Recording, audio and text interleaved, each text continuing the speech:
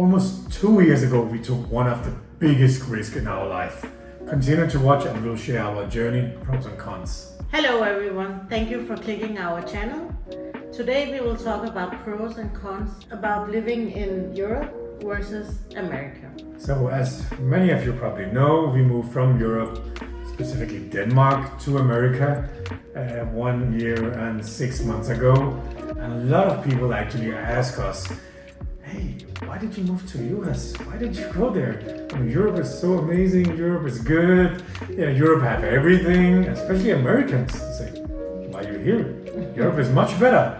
So today we're gonna share our experiences, some data points, and if you're considering to move to Europe or to the States, hopefully you can use some of this.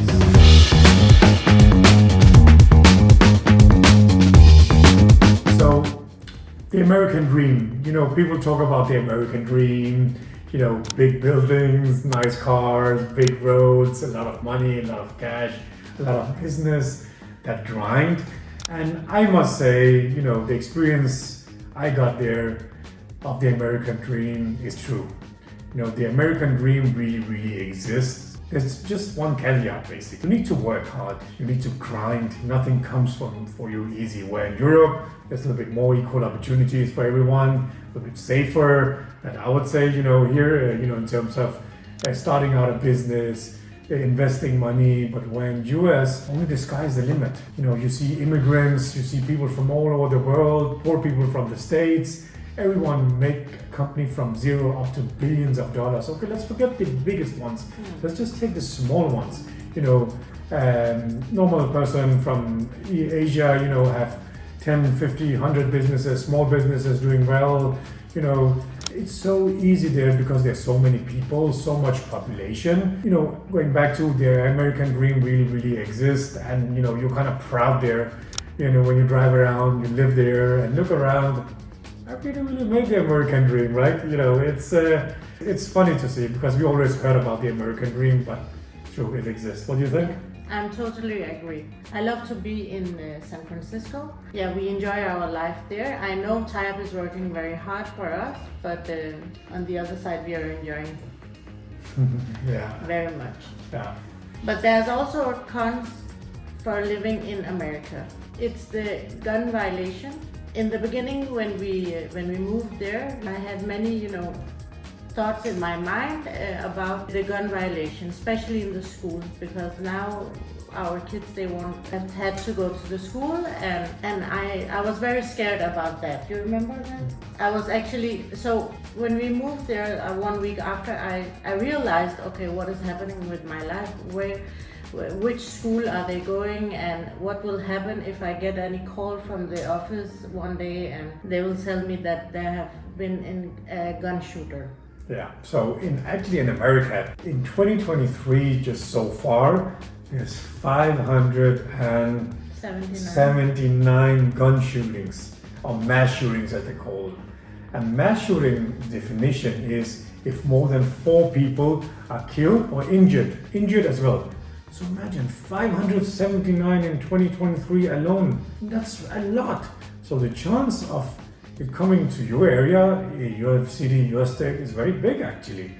And I didn't realize these numbers as well before actually we did some research here. The numbers are, according to America's Gun Violation Archive. So, they're trusted numbers and trusted source. But Aisha is right. When we first moved there, Aisha was very scared. Yeah, I was. Yeah, not before we moved to our apartment in San Francisco, but when we landed there and we just put our stuff in the right place, and then I was talking with my friends on phone, in the middle of the night, and oh my God, we were talking about the fires in the forest fires and the gun shootings, like everything. What can happen in America? Because in America, everything can happen there. Yeah. And we make dua as well and pray to God that this doesn't happen to anyone basically, but obviously we can only hope it doesn't happen in our area as well.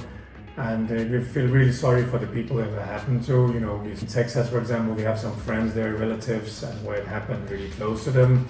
So it's kind of, when it gets close, you really feel it and you start thinking about it a lot. We have kids as well now, they're in school, so not a nice thing. But anyway, let's go to the next kind of general topic that we discussed that was important here, languages. So when Aisha and myself grew up here in Denmark, we learned several languages, right?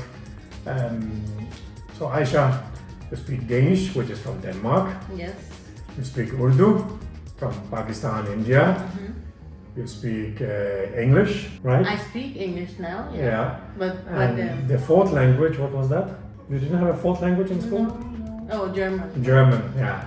So that's 4 languages at least. And if we're really gonna go to a little bit extreme, then we can say we understand Swedish, Norwegian as well, kind of similar to Denmark.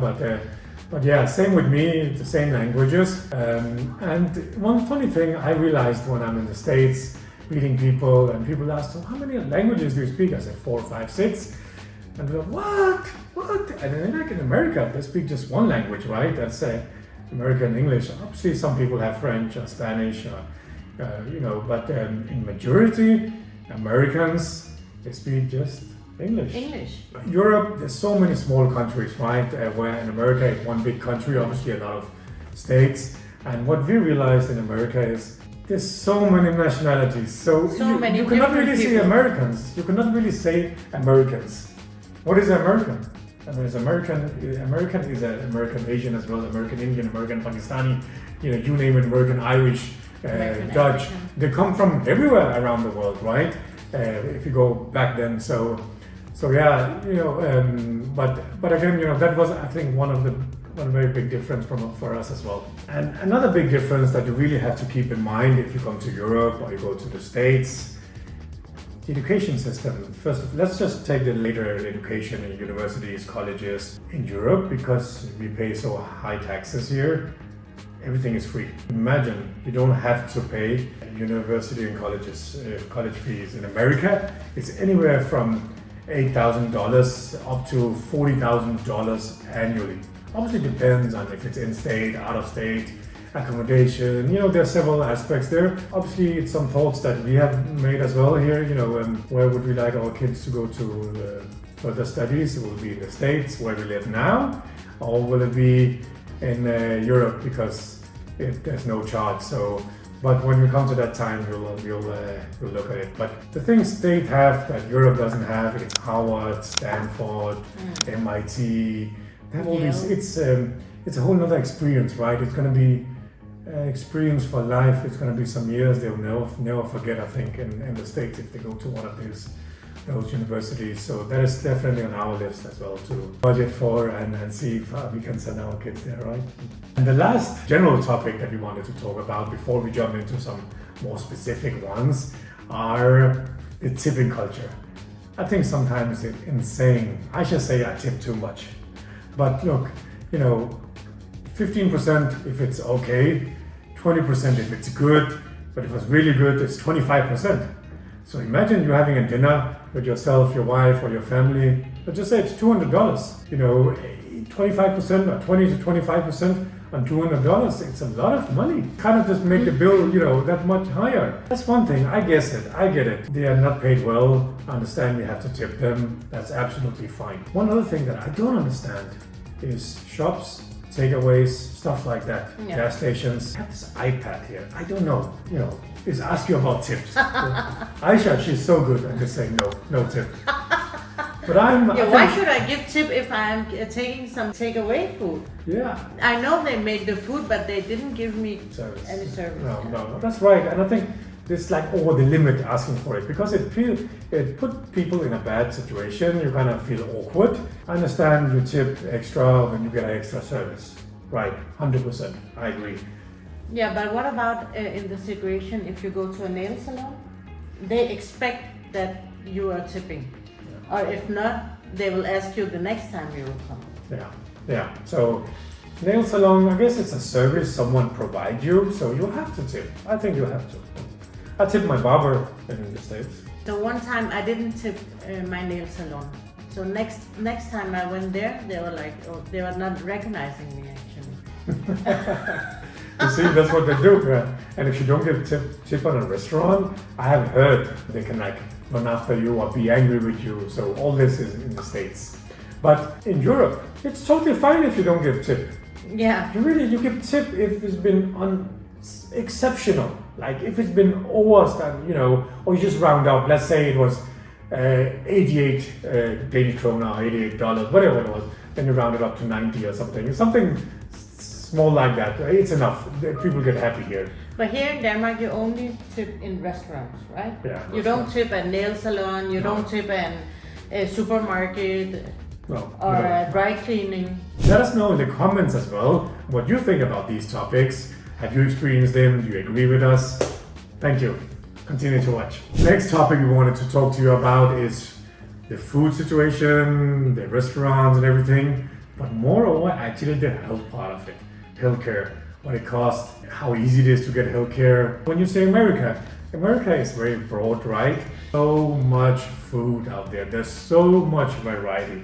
And so many new things which is coming, and they are and the kids, they are looking at the social media and they are saying to us that we want to try this and this and this. Yeah, so many new trends on food. That's a big problem actually. Yeah, so many new trends on food where it's a bubble tea, or it's these bubble waffles, or it's these special ice creams, or there's so many things that you kind of have to try them because the kids they see them and want to try them. And fast food, I've seen there's a lot of fast food chains in America compared to Europe. The biggest difference I would say is in Europe actually you get really good quality fast food, really good. Obviously if you take the fast food chains out, but there's so much good fast food in Europe, where in US it's kind of more like factory style fast food, really fast food. So that's a big difference. And I don't know if you knew, but America, no surprise, is the country that eats most fast food in the whole world. Secondly, it's UK actually. Oh. Yeah, and third is France. Fourth is Sweden. Sweden is our neighbor in Denmark. And fifth is Austria. Isn't that strange? Yes. I mean, would you think it was... US wasn't a surprise for us. Yeah, but France... UK wasn't as well. France is a surprise for me. France is a surprise, and Sweden as well. But yeah, so that was the fast food scene. Yes. So in the beginning, I was very worried about what I was putting in my body and the kids' body, and also yours, of course. Yeah. But I researched a lot on the internet about what is the ingredients of things and normal things in US, and I found a word who is called GMO. GMO is some chemicals which is illegal in Europe. GMO is illegal in many foods in Europe, but it's legal in America. Yeah, so I actually found an app on my phone in the beginning, and every time I went out with the kids to do groceries, we actually scanned the barcode. Yeah, barcode to check is that clean food or is that with GMO. So that helped me very much. And now next topic is the healthcare. So obviously again in Europe it's free healthcare, very good healthcare. In America, even though we pay a lot of taxes, where we live in California, it's still not free. We pay a lot of money. Our employer pays a lot of money. We pay a lot of money.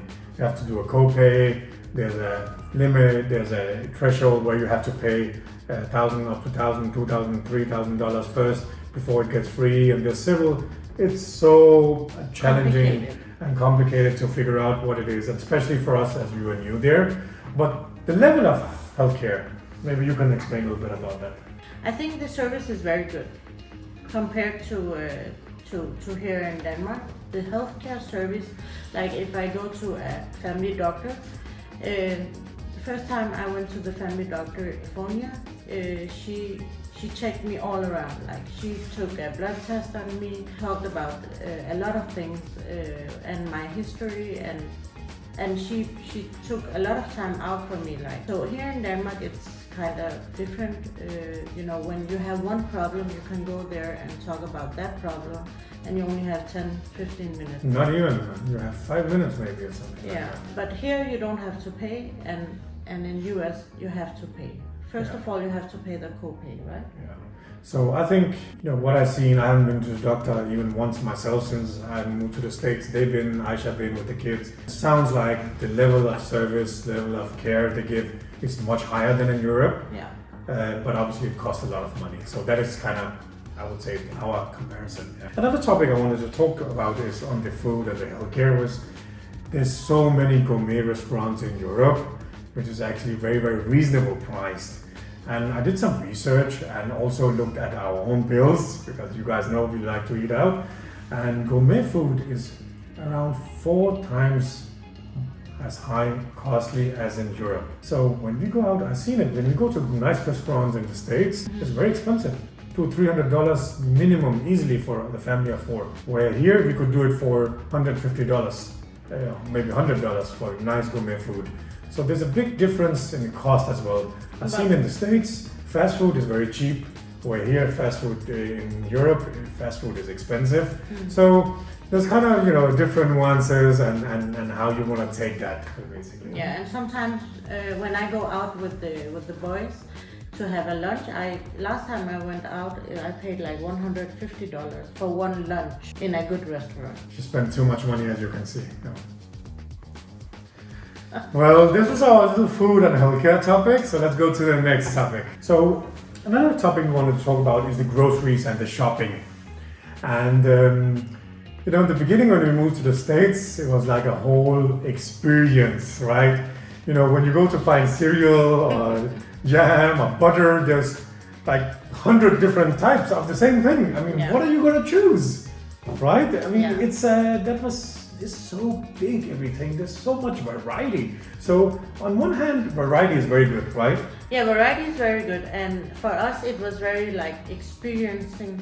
It was like a fun experience, weekend experience for us to go out and do groceries in the week. I think variety is great, but it can be overwhelming as well at the beginning. So now after a year and a half in the States, now we know what we want. You know exactly, what to take, what not to take, and where to take it. So, I think one thing that really helped us and Aisha was Costco. Costco don't have the same variety as such. They obviously have a lot of lines, but they don't have the same, they don't have 100 types of butter or something. No, they have 5, but in big quantities, right? So you don't have to shop for the basics so much. What do you think? Was that a good help for you? Yeah. Costco, I love Costco. And where in Europe, there's a lot of supermarkets, smaller specialty supermarkets. There's good variety as well in Europe, obviously. Yeah, but the quantity where I get in Costco is much bigger, so I don't have to go out and groceries like many times in a week, like we do in Europe. Yeah, you fall in the trap to buy a lot of stuff at the beginning, try all the new stuff, right? Yeah. And which is okay, you should try some new stuff. And the taste, sometimes, if you buy some cereal, it's much more sweeter. That was a little bit about the grocery shopping. And one of the last topic is, the outdoor life. We live in California and sightseeing as well. There's so much to see and do. And again, compared to Europe, there's equal as much in Europe, right? Not in the same way, because Europe is different countries, different languages. Where in the States, again, one big country. But where we live in California, and there's so much to see. There's the Highway 1, Los Angeles, San Diego, San Francisco, of the wine countries, Santa Cruz, you name it, Big Sur. There's so much to see that just in California. So think about all the other states. All states have something unique. So I think in terms of things to do while you live somewhere, I think America definitely much stronger. There's so much to do. Last topic today was actually work-life balance. A lot of people say that they don't work much in Europe and people have more freedom in Europe, more holidays. I always thought the same, but now when I moved to the States, I actually seen a lot of companies there offer the same benefits as in Europe. They have 25-30 days holidays per year. They have plenty of time to do their own stuff, and I think it takes us back to the American dream. People grind a lot over there, and if you want to grind even in Europe, you will have to work more than just the 9-to-5 job, right? So I think in general, probably work-life balance is better in Europe. But again, come back to all the topics I think we spoke about, was that there's so much to do in America, right? Everyone wants to chase something bigger, want to leave a legacy behind, want to leave a name, want to do something extraordinary. That's what I feel, at least. Yeah. So just some, to wrap this video up, some key takeaways, right? Overall, Europe has a lower cost of, in terms of rent. We're going to do a separate video on that, on living costs, but in terms of rent, food, everything, right? Yeah. Food is much cheaper here, I think, and overall it's much more expensive to be there. Another key takeaway, I think, Europeans, they pay a lot of taxes. In some states in the US we do the same, where we live in California, if you take New York. But here in Europe, there's so many more benefits when you pay the taxes. When in America, I don't see that many benefits in terms of, when you pay the taxes, like schooling or education and all that. So that is a big difference as well. And healthcare as well, as we spoke about, is a big difference. So, but all in all, I think Europe, America both have something unique and special. And I would definitely encourage you guys, if you live in America, try to live in Europe. If you live in Europe, try to live in America. This is an experience for life. We took a big risk in our lives, took small kids out of school in Denmark. Remember, they didn't speak any English. They learned English very fast in America, and now we live there happy. We don't know from how many years, but we love it so far, right? Yes, I love to be there. Yeah. And the kids love to be there. So I hope you like this video, and please do comments. Write in the comments your experiences on different topics. Tell us what your experiences are, and please do, if you liked it, remember to subscribe, hit the like button, and see you next time. Bye bye. Bye bye.